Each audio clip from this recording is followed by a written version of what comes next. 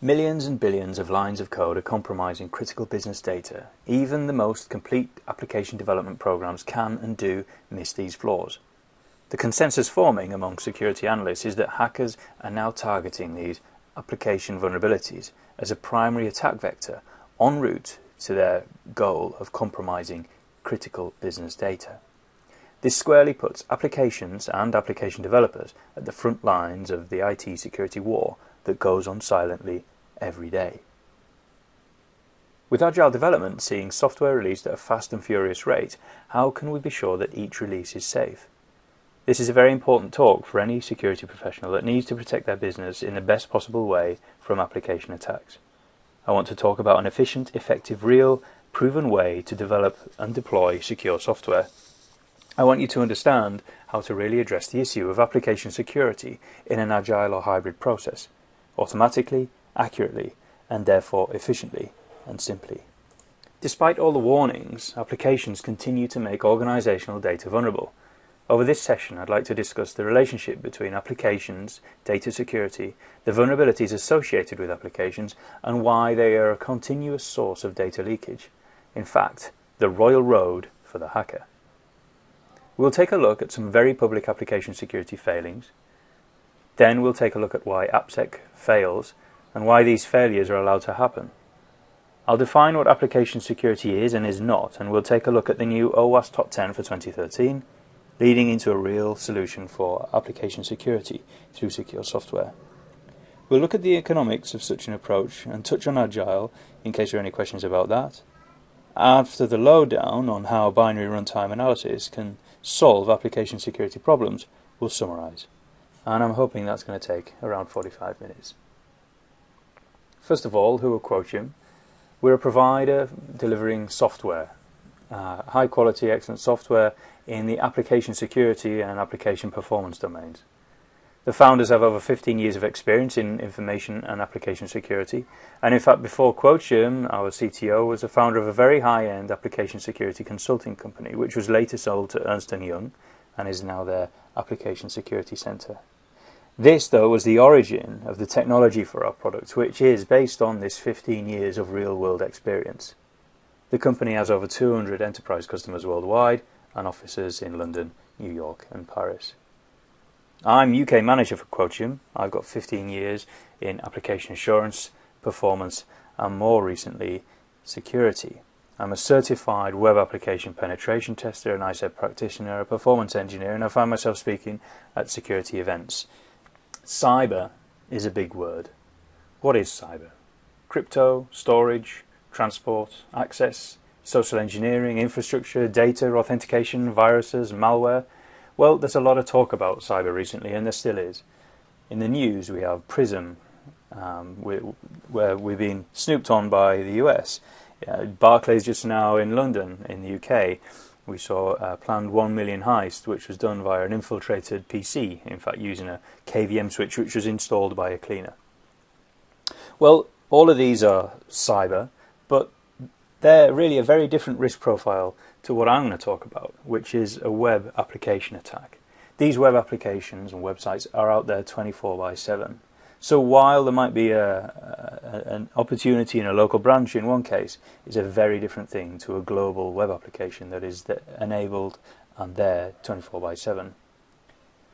Although many security experts predict that the most likely data breach threats organizations will face in 2013 include cloud exploits and mobile device attacks, and all-out cyber war, if you read the Verizon Data Breach Investigations Report from 2013, researchers have so far found a different conclusion. And I believe that's because Verizon, one of the, if not the largest telco and information company in the US, they have a huge amount of data to draw from. And they say the most likely threats involve authentication attacks and failures, continued espionage, and hacktivism attacks. Web application exploits particularly, and social engineering. So what can we do about this? Well, we need a robust security plan based on fact, prioritization of risk, and we must beware of FUD, fear, uncertainty, and doubt. Because the average tenure of a CISO is around about 18 months, and this is declining. So as a CISO, you need to get it right. So if we base this on fact and priority, as you can see from this presentation, we're going to talk about application security as being the best way to mitigate cyber attacks. That's not just what we say, that's also backed up by a lot of evidence coming from our peers in the industry. We're dealing with smart people, not just script kiddies, not just Trojans and APTs. Of course, SQL injection kits are available on the internet for download. You have web testing frameworks like Samurai WTF, for example, with some fantastic free technical tools on there. And they're great for detecting low-hanging fruit. Now, if you have an experienced professional hacker behind those tools, then you have a serious problem. They're able to bypass many security controls. So this fact and prioritization must be context dependent. Business, depending on the business that you're in, regulatory compliance that you might face, the technology that you have, or the industry sector that you're in, the data that you hold, and the cost of each breach. So to avoid being the low-hanging fruit requires the appropriate investment. So this is an old press cutting, but it's one of my favourites. This is from 2010 when I believe the election campaigns were on in this country. What you can see in the lower right is, of course, a picture of the internationally renowned Mr. Bean. What should be there is a picture of Mr. David Cameron. However, a hacker, LulV I believe, posted this onto 4chan, which is an English language image board website. Users generally post anonymously. What they were able to do by making use of a SQL injection vulnerability inside the content management system of the Conservative Party's web application was to compromise the integrity of that database. And in fact, they were able to, instead of have the CMS point to a picture of David Cameron, they pointed to a picture of Mr. Bean, who obviously at that point was probably more famous internationally than David Cameron was himself. However, it's not just government websites that perhaps don't have such a focus on security. Even the big boys manage to make these kind of mistakes. We're looking at SQL injection here on Yahoo. So that vulnerability gave hackers access to hundreds of thousands of Yahoo's users' email addresses. Now, the thing is, SQL injection, it's not exactly cutting edge, and it's something security pros have seen time and time again. And there's a whole load of precautions and best practices that you can follow to protect yourself. Unfortunately, it says here, Yahoo apparently wasn't in the habit of following those guidelines. I'm sure they were. However, if you look at application development and website releases, they're done on cycles, especially if you're following Agile, and it looks like this one slipped through the net. So there is an issue with regression here. And of course, it's not just SQL injection. We're looking here at DOM-based XSS, another application security vulnerability. In this slide, I've arranged the most famous web application breaches by the flavour. These are all web application attacks, but I've ordered them by the type of attack that they are inside of web application attacks, and then the sizes according to the business impact of the attack. So if we look at Sony, for example, they were pretty famous when I think this was the PS3 mod chip bypass. There was they managed to find and persecute the guy responsible for creating the mod chip for the PS3. So Anonymous didn't like that, and they attacked Sony Music, Sony Gaming, and so on. Via SQL injection and other methods, and the remediation cost is estimated to be somewhere between 170 million to 1.5 billion, depending on the reports that you read. RSA, this was a spear phishing attack. Is spear phishing really application security? Well, it can be. Unvalidated redirects, for example, can be highly implicit in spear phishing attacks. They do a great talk on their attack. They're very open about it. In fact, it was a governmental attack. I believe the Far East were looking for the root algorithm for the RSA key so that they could break into US government infrastructure. So it did have national security implications, and RSA did have to tell the US government about what they'd experienced. Living Social, this is like a Groupon type of business. That was fairly recently. 50 million records have been extracted there via SQL injection. So if you look at the current rate of $136 per record, that's $6.8 billion. Now this Living Social is a $250 million revenue company. So If they were actually sued by every single record owner, then of course that's the end for them. LinkedIn, an issue with SQL injection again, 6.5 million records. It cost them between 500,000 to 1 million, related to forensics works, said the LinkedIn CEO Jeff Vina. Let's move on. We know that application security plays a very real part in information breaches.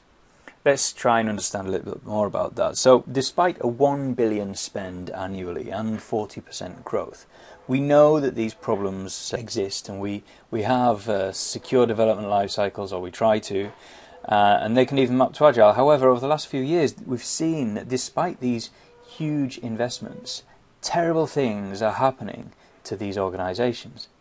Now, why is that?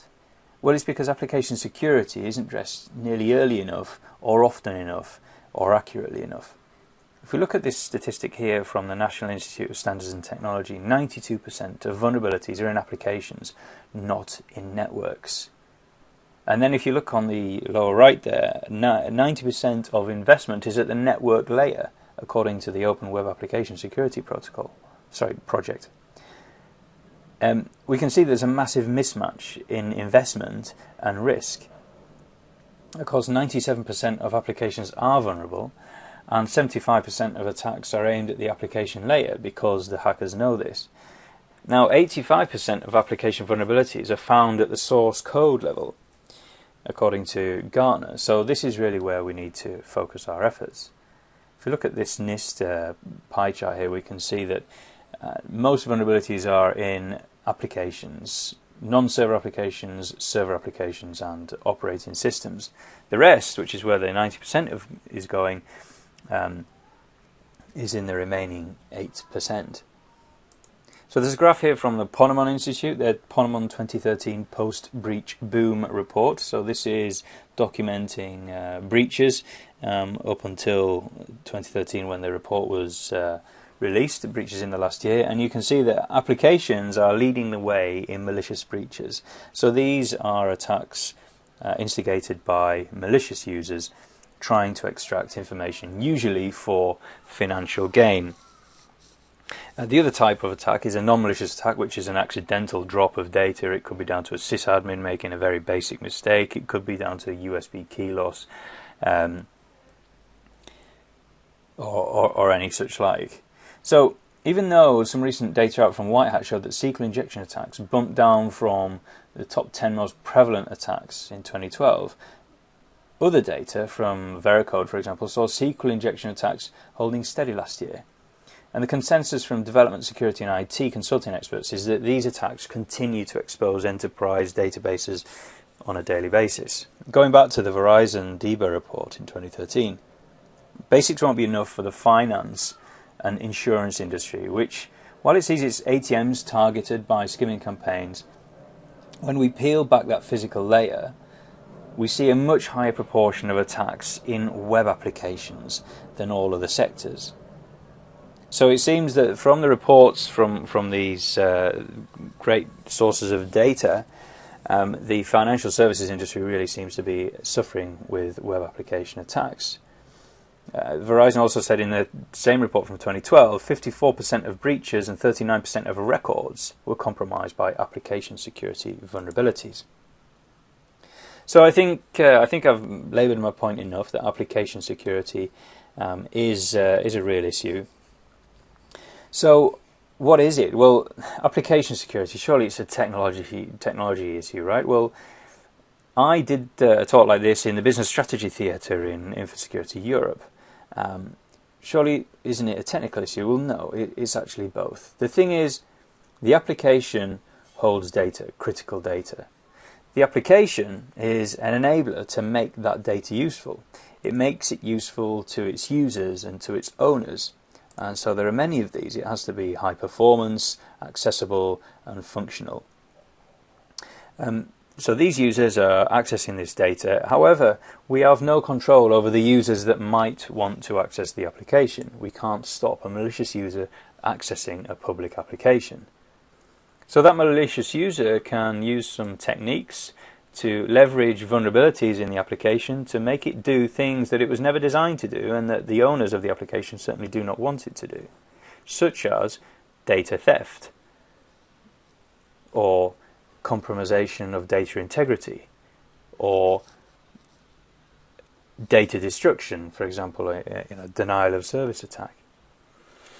Those same users, those malicious users, can also use the application to attack other users, not to take down their PC, but to make them do things that they didn't want to do, such as perhaps withdraw funds from another account, giving it a very basic description there, but via something like a cross-site request forgery attack, they could do something like that. So, in summary then, the real case for secure applications is data security and user security. This is because the case for application security is security of the organization, particularly its data and users. Application attacks are a means to an end. Data, persistent data such as credit cards, names and addresses, and the ability to spoof transactions is what these attackers are looking for. A weak application is an open door to the organizational data you're trying to protect.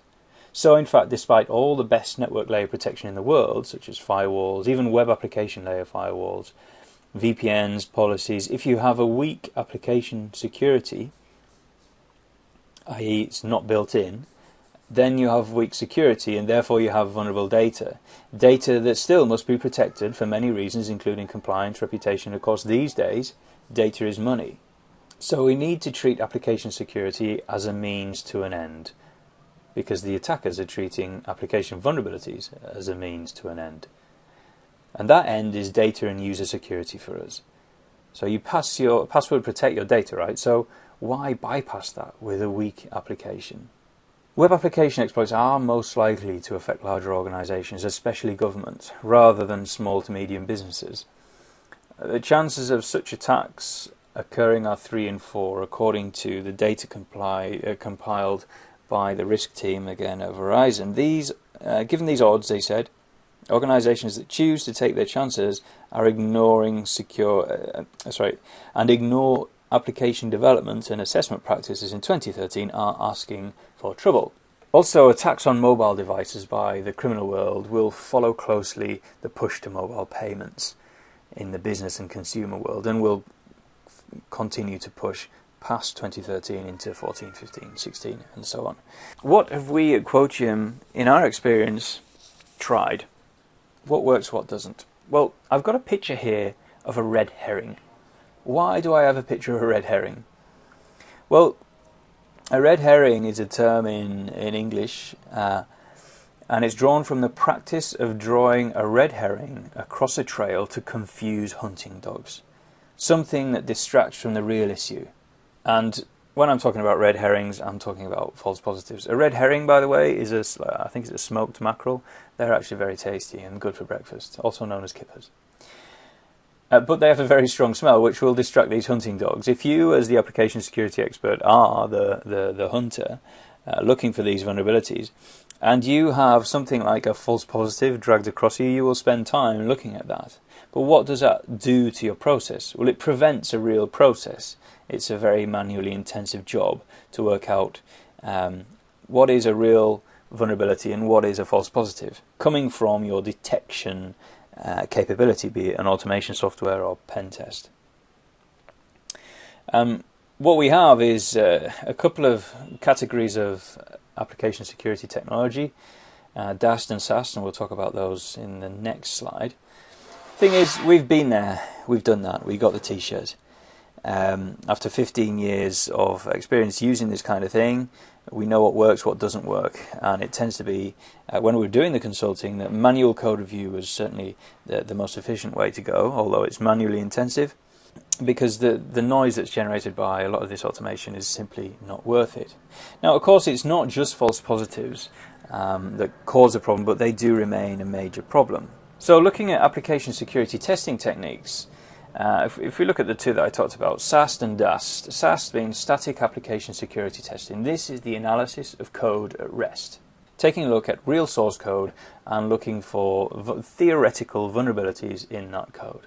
DAST is dynamic application security testing, sometimes seen as scanning or black box testing. And this is the analysis of the behavior, the interface of the application. So if we push all these requests in, what do we get out?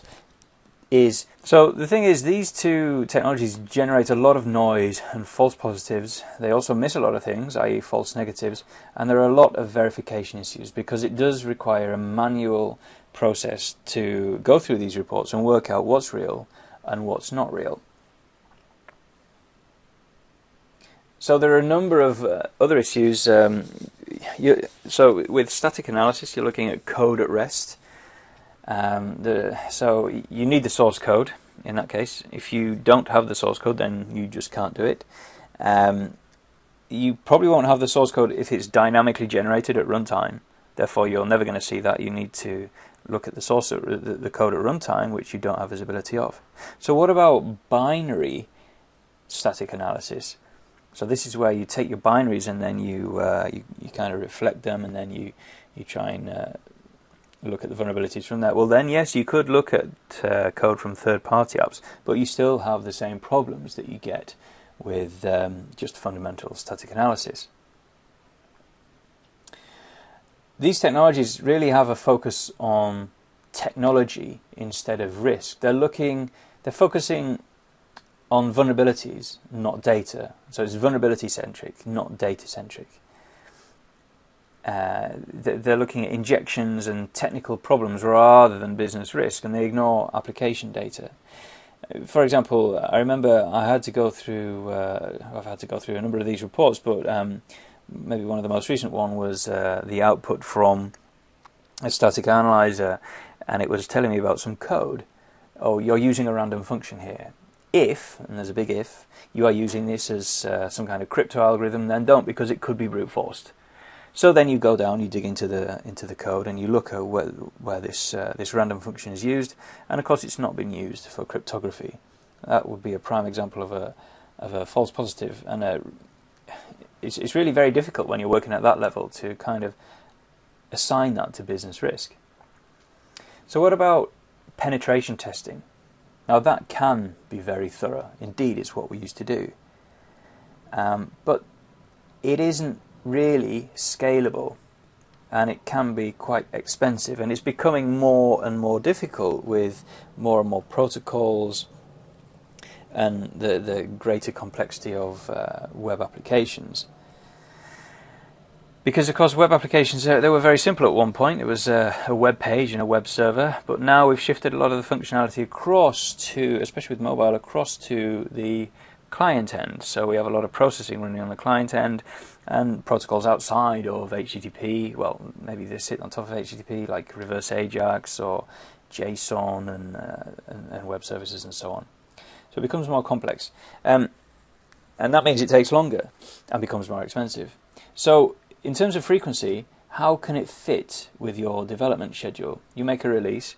Can you really do a pen test for every single release? You may have deep pockets, but you don't have a time machine.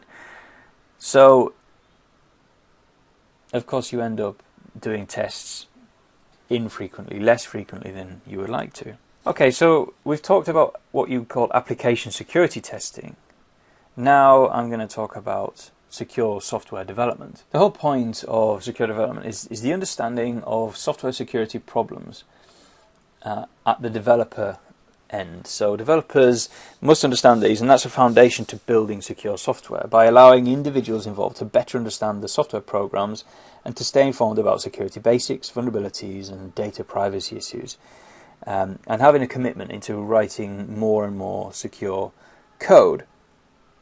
Now, this comes in a various number of guises: secure Assises, secure software development lifecycle, SSDL, SDL Agile, I think was talked about at Black Hat, Microsoft's SDL, which is what we've got the diagram of here, down here, are all processes. The thing they have in common is they're all rather heavyweight and do require quite a large culture change in the development organization. What we're looking at really is security by design, security awareness and training, and support from all security experts. So this means defining quality gates, analysing security and privacy risk. If if you look at design, we have to understand the attack surface and make threat models for each of these designs. During implementation, we need to test with tools, do some static analysis. We've already seen why that has its issues. And in the verification phase, we need to do some kind of testing, dynamic testing, such as scanning, again, false positives and so on, fuzz testing, verify our threat models are correct, and then, of course, make a response plan. So it's a very heavyweight process, and I'm going to talk about that in the sort of commercials of application security testing towards the end of here. But it becomes an issue. It's not necessarily right for everyone. Now, these, if you look at how this maps onto Agile, then it breaks down into one-time requirements. So you might start at the initiation of the project, then every sprint requirement, something that you must not ever release if it has these vulnerabilities in it or these problems in it. In fact, I think the next slide talks a little bit more about that. And bucket requirements. After several sprints, you build up with some things that weren't addressed in the previous sprints, and then you perhaps want to run an entire sprint for application security. So if you look at what you're supposed to do for every sprint, update training, threat modeling, use of the approved project tools, remove unsafe functions, do static analysis for every implementation, and then a final security review. So, and the things you're looking for is input validation, filtration of I/O, crypto error messages, and so on. So it's a big process for a sprint, which is supposed to be exactly that, a sprint, not a trog. So in summary then, maybe you could ask yourself, how often do you run penetration tests? Every 1 or 2 years? Annually? Quarterly? Monthly? Every release? In terms of the results that you're going to get back from doing static analysis, well, so what if input strings don't go through validation, output strings aren't encoded? What if strings aren't escaped and databases aren't accessed via dynamic queries? This is all super technical. What we really need to understand is, how does this attach to our data? If you look at ISO 27001 and particularly 27034, just looking at 6.6 here, they say implementing, verifying and maintaining security controls should be minimized to an acceptable, tolerable level after proper consideration of the risks. So this is really talking about business risk and, well, how does this vulnerability map to this risk? So that's, again, a piece of work to do to work out what this technology problem means to the business. So at the moment, we can't do what we want to do because of cumbersome processes or inaccurate technology. Well, that's the FUD section over. FUD, fear, uncertainty and doubt. Maybe it's entertaining, but it's not so productive. I hope you're not feeling like this guy. Attacks happen. Breaches happen. We know that current techniques aren't working well. We'll move on to now the next bit, just to understand a little bit more about application security, what exactly it is, and then I want to talk about something that works really well. So first, let's be clear on what application security is. According to ISO 27001 or 27034, which is the application security section, vulnerabilities are a result of inadequate or non-existent controls. Inadequately controlled vulnerabilities result in unacceptable application risk. Vulnerabilities come from actors such as programmers who write poor code, users who make errors using the software, and technicians or developers who make errors while maintaining the application. So this is a security regression that they're talking about here. Processes such as inadequate testing procedures, poor project management, insufficient focus on security through the software development lifecycle, and unanticipated interactions, such as like, hey John, I can't get this to work. Let's bypass this, and we get our results. That might be between two developers, and that doesn't show up in the design. That might be something that you really need to test for. Specifications such as inadequate design, vulnerabilities due to system interactions, or errors in component services. Now, application security is not network protocols, which are controlled by firewalls, routers, operating systems, VPNs, and network vulnerability scanners. Network vulnerability scanners. It's not operating systems. It's not web servers. It's not application servers in their own right, that is. So it's not concerned necessarily with patches, hardening, configuration, or authentication, encryption, and so on, or patch validation. But what it is web applications. It could be commercial off-the-shelf web applications, it could be open source applications, but where it really is customized off-the-shelf applications or open source applications, or completely in-house homegrown applications particularly. That's where you're going to find a very large number of issues if you haven't created it in a secure way. And that's controlled by either the creation of secure software or application security testing.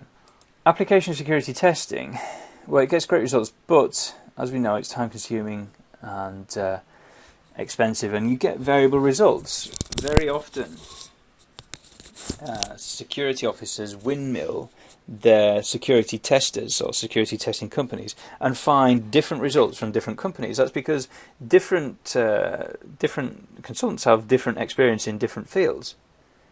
So no one's an expert in application security, but there are experts in particular exploit styles.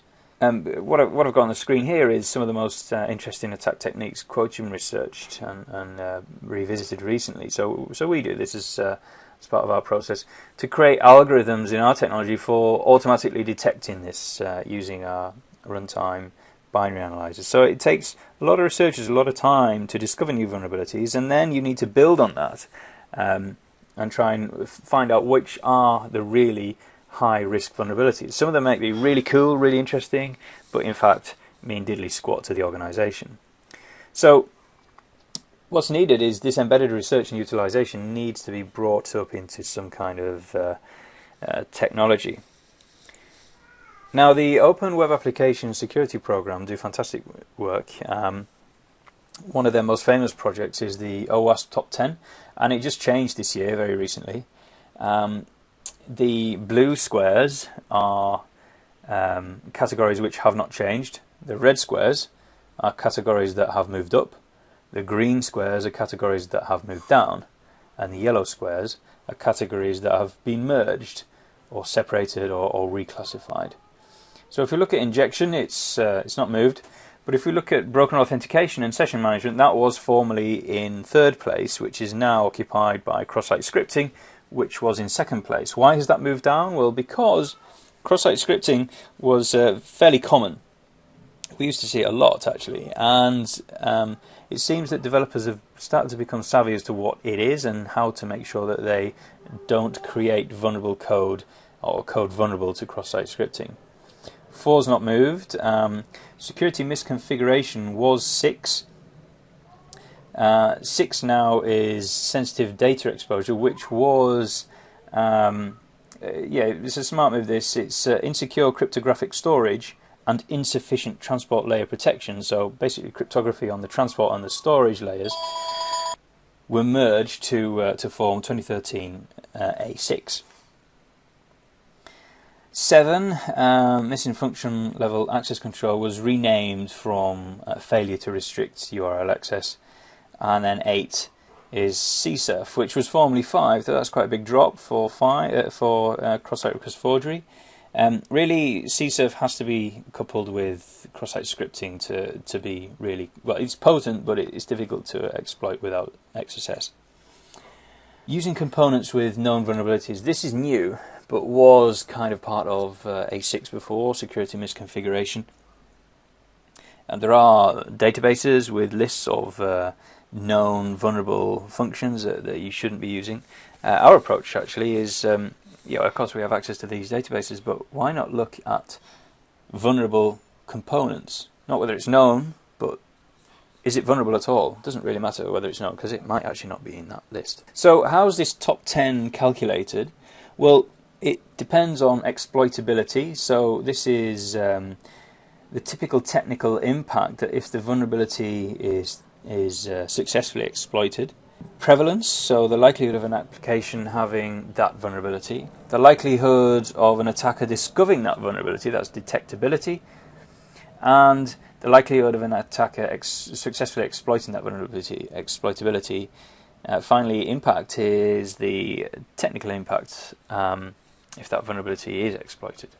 And what do those exploits look like? Well, we have our attack vectors, our weaknesses in the application, so security weaknesses, what control they give the attacker over the application, and what do those controls control, so certain functions or data, and then so if that function or data is, the control of that is given directly to an attacker, what is the business impact? And then you can start to assign cost very quickly.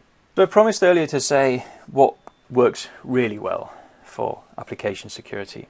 Whatever it is, it's got to be accurate, it's got to be clear, and it's got to be simple. So if you've only got to identify vulnerabilities that pose a real threat to critical data, we mustn't spend time with vulnerabilities certainly that aren't there, false positives or red herrings, and we mustn't spend time with low-level but maybe cool and interesting vulnerabilities but that don't really pose a threat to the organization. In terms of clarity, we have to know everything that's required to effectively secure applications. It's not important just to find the problems, but we have to find concise and relevant results.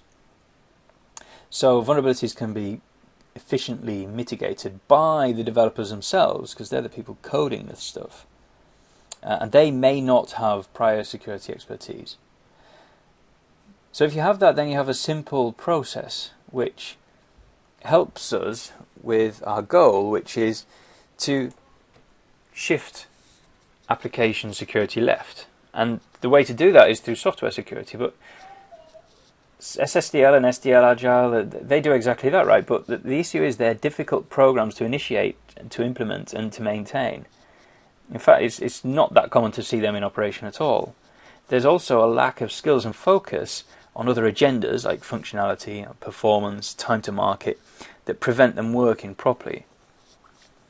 So what I'm going to be talking about is EAST. This is Gartner's classification for a new type of technology, interactive or intrinsic application security testing, and it uses runtime binary analysis, which gives contextual data about the vulnerabilities and the breaches. So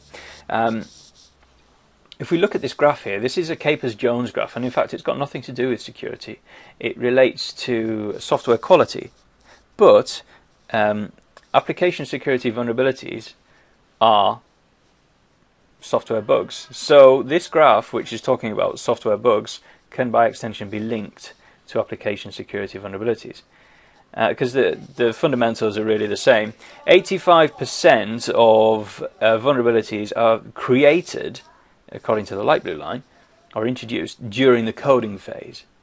Now, they're not discovered though until you start to get to the testing phase, unit testing, which is the very earliest point at which you test. The cost of fixing a vulnerability there is not too much higher. It's about the same as the fix during the coding phase.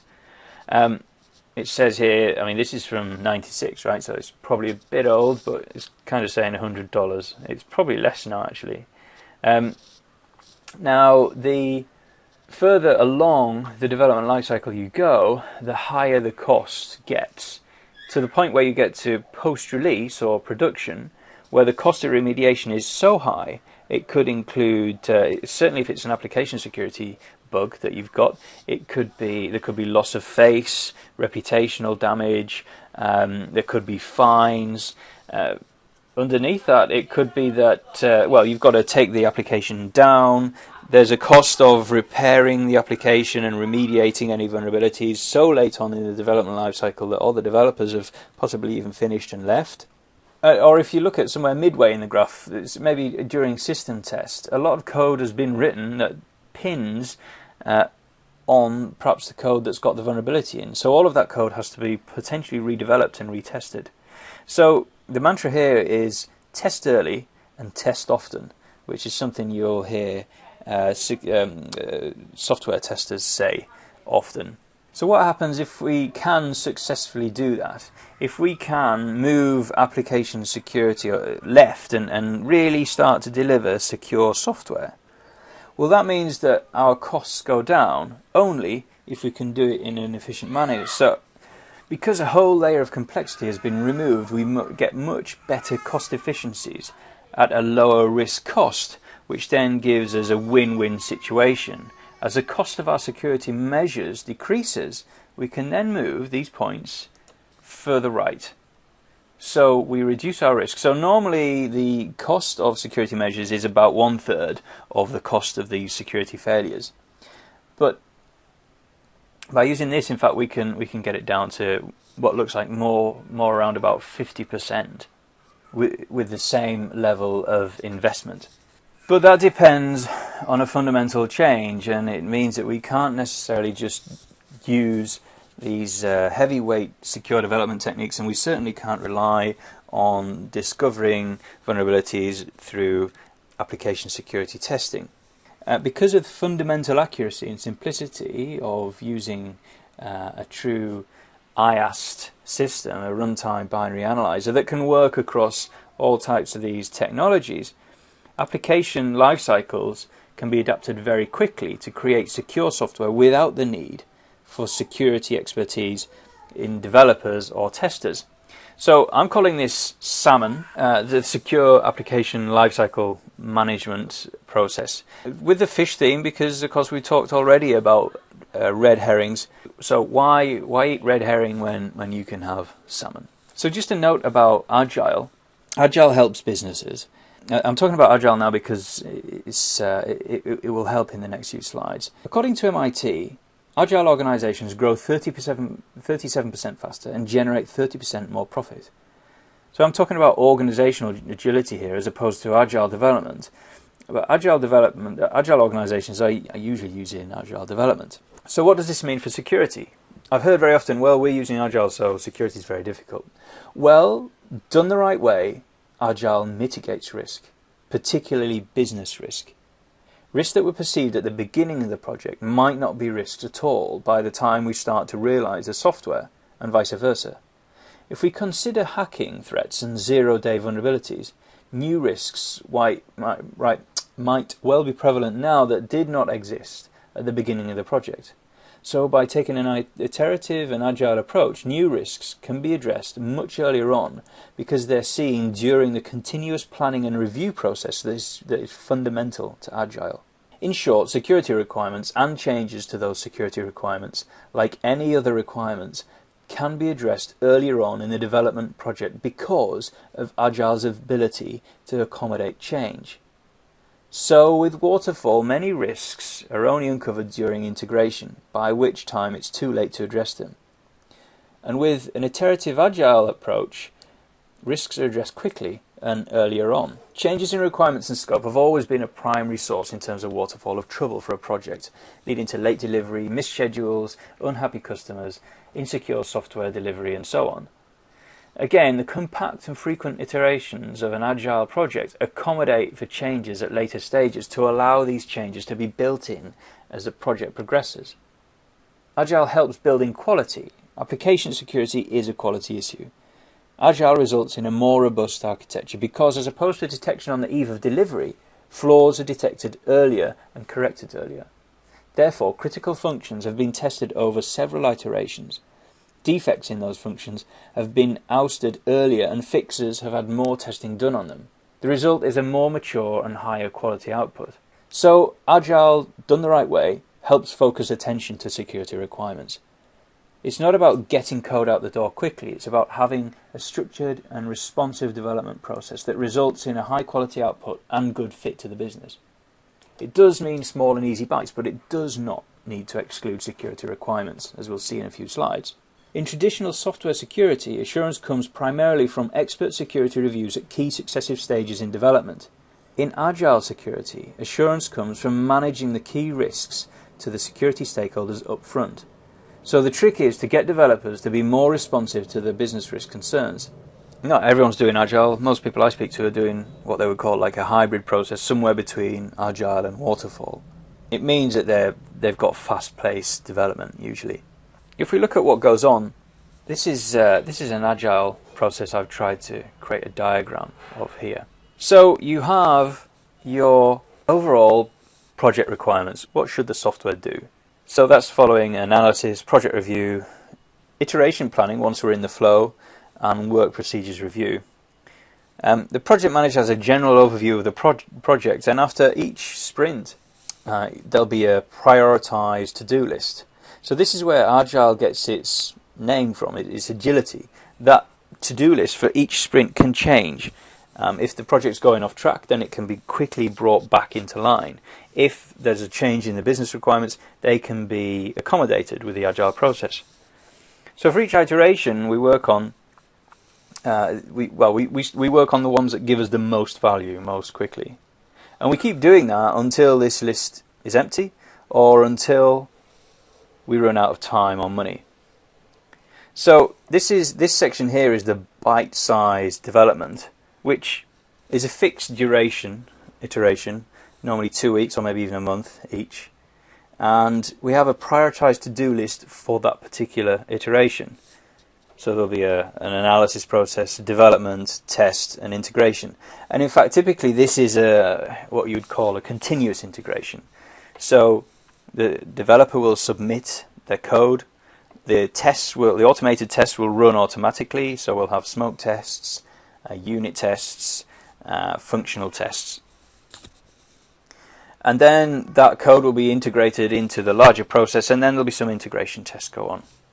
The output then is, you have a dashboard saying whether the build worked, whether the tests passed, and whether that particular version of the software from that continuous integration process has worked. And that carries on until the 2 weeks or the month is up. The to-do things at the end of it must be done. Done. That's the whole point of it. With Agile, you're going to stand up and say, this is what I'm doing today, this is what I did yesterday, and this is what I did. This is what I've done. And that then escalates into a much bigger process, which becomes the sprint and your prioritized to-do list for that sprint. So you end up with working software that fulfills some of the deliverables or all of the deliverables that are in the prioritized to-do list. There'll be a public presentation. All stakeholders should be informed about that, including this king here is the customer, including the customer. That's very often via just a dashboard. And then we go back to the process of the next prioritized to-do list. So how can we do a security test? So, okay, we do a pen test here every month, really? Possibly not. Well, let's have static analysis here. That's going to need a whole lot of guys to make sense and make useful the data and noise that's coming out of that static analyzer. What about doing some kind of scan here, an application security scan, like using a DAST tool? Well, again, that's not going to find all of the vulnerabilities. It's not going to tell the developers anything about where the root cause of the vulnerability is. And there's also a lot of noise, so it doesn't work. Well, what can we do? What we need to do is test as often as we can. And that information needs to be fed back into all of these stages. So, yes, we're doing a test here, but if we use a context-sensitive automaton to do the test that delivers root cause analysis, then it really does add value to the Agile process. So what are the inputs and the outputs for these stakeholders? In terms of security, they're getting accurate results, exploit evidence, detailed reporting, tests on demand and tests on build, and at the end of the day, at the end of the process, a secure application. For the QA staff, they just carry on work as normal, but they use the technology in their normal day-to-day business. They provide navigation through their functional testing. It may not be directly, it might be through the automation that they've produced. But what they're finding out at the end of the process is these bugs. They may be application security bugs, but they are nonetheless bugs that can be accepted into the bug tracking system. Now the difference is with these bugs, instead of having to actually rummage around and find out why the bug is there, the root cause is also highlighted. It's much more interesting to be given a bug with a root cause analysis and some remediation tips. It allows you to fix the problem far more efficiently. If you can do that for every build, that means you get very early notification, and therefore you can create a secure product far more quickly. So what's this look like in continuous integration? Well, the developer is writing his or her code and checking it into the build server. The build server then makes the build, it runs some tests, and once the tests have run, then it runs some application security tests. The output of that is then fed into the bug tracker and then back to the tester. And of course, the security team have a view onto the dashboard at this level. So how does that work in technical terms? Well, requests are being made into the front end, which are then passed on to the back end and into the database. So requests are going in through the presentation layer, which deals with protocol encryption, and then of course into the back end, which has a business functions which are underpinned by user libraries, runtime libraries that might only be generated at runtime, running on an application server. Then going into the database, probably accessing stored procedures which look at the data. Then it all comes back again, goes back up through the app server and the libraries, and then back through the encoding and presentation layer, and then back to the client side. At any of these points there could be some issues, and the root cause could be at any of those points. So with that contextual information relating to the data and the function, and looking at the differences in the way that these libraries are called, you can build up a very accurate security test, which most importantly yields secure results. How does that work in a continuous integration environment? Well, I apologize for the acronyms here. Runtime binary analysis is what we're talking about here, which is an EAST tool. This is interactive application security testing, or intrinsic application security testing, and this is a process inside the SDLC, the software development lifecycle, or what I'm calling this process is salmon rather than red herring. So if I have our integration environment, a build server, which is doing the control and scheduling of the build process. So down to the nuts and bolts, what's going to happen is the build server, this is where the security testers involved.